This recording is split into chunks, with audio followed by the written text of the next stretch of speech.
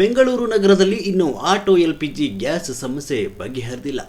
ರಾಜಾಜಿನಗರದ Indian oil gas bunk ಮುಂದೆ ಇಂದು ಬೆಳಿಗ್ಗೆಯಿಂದಲೇ auto ಚಾಲಕರು ಉದ್ದವಾದ ಕ್ಯೂನಲ್ಲಿ ನಿಂತಿರುವ ದೃಶ್ಯ ಕಂಡುಬರ್ತಿದೆ. ಸುಮಾರು 1 ಕಿಲೋಮೀಟರ್ಗಿಂತ ಹೆಚ್ಚು ಉದ್ದದ ಸಾಲಿನಲ್ಲಿ ನೂರಾರು ಆಟೋಗಳು ಕಾಯ್ತಿರುವುದು ಚಾಲಕರ ಸಂಕಷ್ಟವನ್ನು ತೋರಿಸುತ್ತಿದೆ.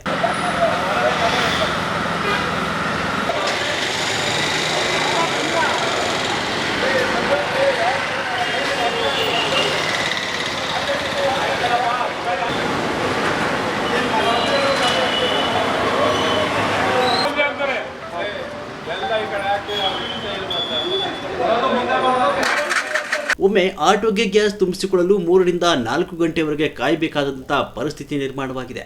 ಪ್ರತಿ ಲೀಟರ್ ಆಟೋ ಎಲ್ಪಿಜಿ ಗ್ಯಾಸ್ ದರ 89 ರೂಪಾಯಿ 52 ಪೈಸೆ ಆಗಿದ್ದು, ಪ್ರತಿ ಆಟೋಗೆ ನಿಗದಿತ ಪ್ರಮಾಣದಲ್ಲಿ ಮಾತ್ರ ಗ್ಯಾಸ್ ನೀಡಲಾಗ್ತಿದೆ.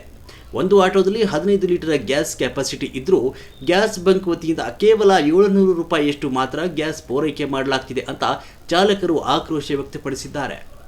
ಈ ಸಮಸ್ಯೆಯಿಂದ ದಿನನಿತ್ಯದ ಆದಾಯಕ್ಕೂ ಹೊಡೆತ ಬಿಟ್ಟಿದ್ದು, ಸಂಬಂಧಪಟ್ಟ ಇಲಾಖೆ ತಕ್ಷಣ ಕ್ರಮ ಕೈಗೊಳ್ಳಬೇಕೆಂದು ಆಟೋ ಚಾಲಕರು ಆಗ್ರಹಿಸಿದ್ದಾರೆ.